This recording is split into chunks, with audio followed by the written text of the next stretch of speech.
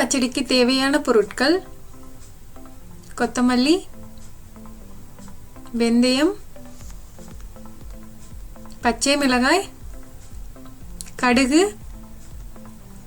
உளுத்தம் பருப்பு, கறிவேப்பிலை, பூண்டு,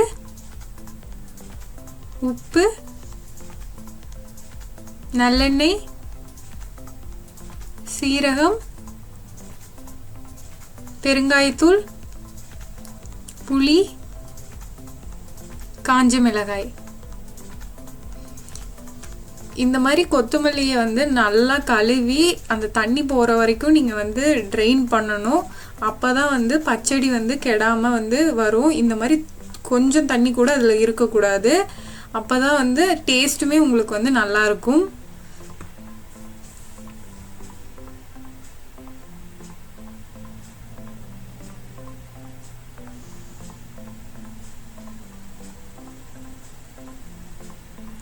கொத்தமல்லியை வந்து இந்த மாதிரி நல்லா வந்து நறுக்கி வச்சுக்கோங்க.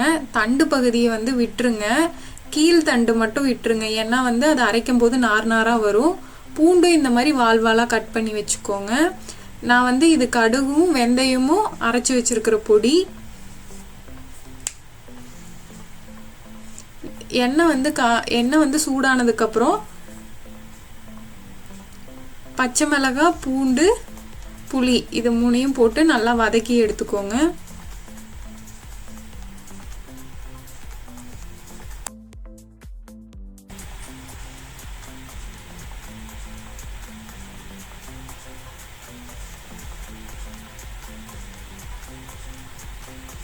அது கூட ஜீரகமும் போட்டு வதக்கிக்கோங்க.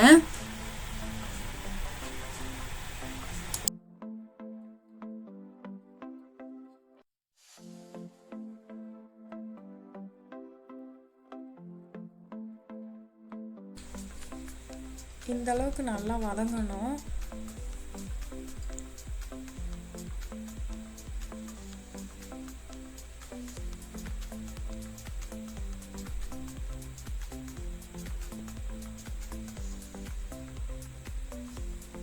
இப்போ நல்லா வதங்கிருச்சு. நம்ம இதை எடுத்து தனியாக வச்சுக்கலாம். ஆனால் ஆறுனதுக்கப்புறம் தான் நீங்கள் வந்து எல்லாத்தையுமே அரைக்கணும்.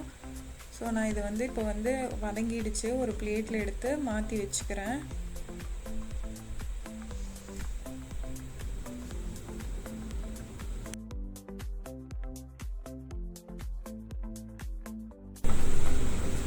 அப்புறம் அதே கடாயில் வந்து கொஞ்சம் இன்னும் நல்லெண்ணெய் விட்டுட்டு காஞ்ச மிளகாய் போட்டு அதுக்கப்புறம் கொத்தமல்லியும் அப்படியே வந்து ஆட் பண்ணிக்கலாம். நீங்கள்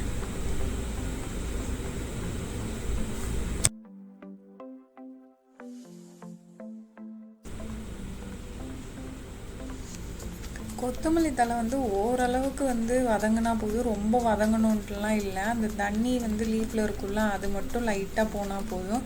அது வரைக்கும் வதக்குனா போதும். அது கூடயே நான் புளியும் போட்டு வந்து எக்ஸ்ட்ரா வதக்குனேன். கொஞ்சம் வந்து கொத்தமல்லி தக்குக்கு புளி கொஞ்சம் எக்ஸ்ட்ராவே போடணும். நீங்கள் வந்து ஒரு 2 லெமன் சைஸ் புளி வந்து ஆட் பண்ணலாம்.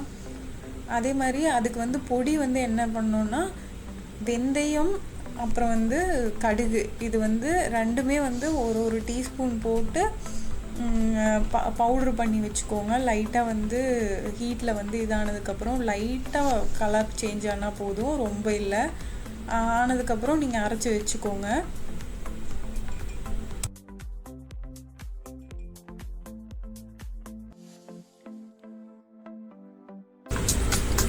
நான் ஃபஸ்ட்டு வந்து பச்சை மிளகாய், பூண்டு, புளி, வரமிளகாய், இது ஜீரகம் இதெல்லாம் மட்டும் ஃபஸ்ட்டு போட்டுட்டு ஒரு கோர்ஸாக வந்து கிரைண்ட் பண்ணிட்டேன்.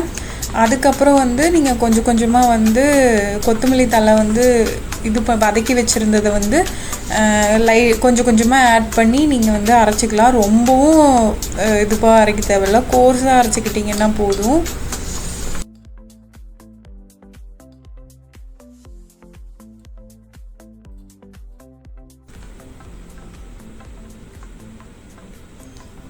நீங்கள் அதுக்கப்புறம் வந்து டைரெக்டாக கடாயில் எண்ணெய் ஊற்றி எப்பவும் போல் தாளிக்கிறதுக்கு வந்து கடுகு, உளுத்தம் பருப்பு, கொஞ்சம் ஜீரகம், அதுக்கப்புறம் பெருங்காயத்தூள் இதெல்லாம் போட்டுட்டு நீங்கள் அரைச்சி வச்சுருக்கிற பேஸ்ட்டை வந்து டைரெக்டாக வந்து உள்ளே சேர்த்துக்கலாம்.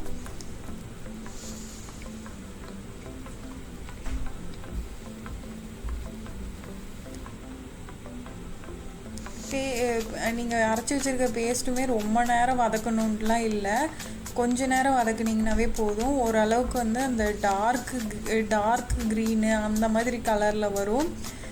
நெக்ஸ்ட் டே பார்த்திங்கன்னா அந்த கொஞ்சம் light dark green with brown கலரில் இருக்கிற மாதிரி வரும். அதுதான் வந்து அது எக்ஸாக்ட் கலரு. ஸோ நீங்கள் ரொம்ப நேரம் வந்து வதக்குனிங்கனாலும் ஒரு மாதிரி கசப்பு வர ஆரம்பிச்சிரும். ஏன்னா நீங்கள் அந்த பொடியெல்லாம் போட்டிருக்கிறோம்ல, வெந்தயம் அப்புறம் வந்து கடுகு. ஸோ இது கொஞ்சம் கசப்பு வந்துடுற மாதிரி இருக்கும் நீங்கள் ரொம்ப நேரம் வதக்குனீங்கன்னா. ஜஸ்ட் அது எல்லாருமே கொஞ்சம் நேரம் வதக்கிட்டே பாருங்கள். இந்த கலர் வந்தோடனேயுமே நீங்கள் வந்து ஆஃப் பண்ணிடலாம். இனி ஆஃப் பண்ணிட்டு நீங்கள் ஃபுல்லாக ரொம்ப நேரம் அதை நல்லாவே ஃபுல்லாகவே அது சூடே இருக்கக்கூடாது, நல்லா வந்து ஆறணும். அதுக்கப்புறம் தான் வந்து நீங்கள் வந்து ஒரு கிளாஸ் கண்டெய்னரில் வந்து நீங்கள் ட்ரான்ஸ்ஃபர் பண்ணலாம். கிளாஸ் கண்டெய்னர்லேயும் வந்து தண்ணி ஒரு ட்ராப் கூட இருக்கக்கூடாது. நல்லா கழுவி வெயிலில் காய வச்சு அதுக்கப்புறம் யூஸ் பண்ணுங்கள். அப்போ தான் ரொம்ப நாள் கெடாமையும் இருக்கும் அது.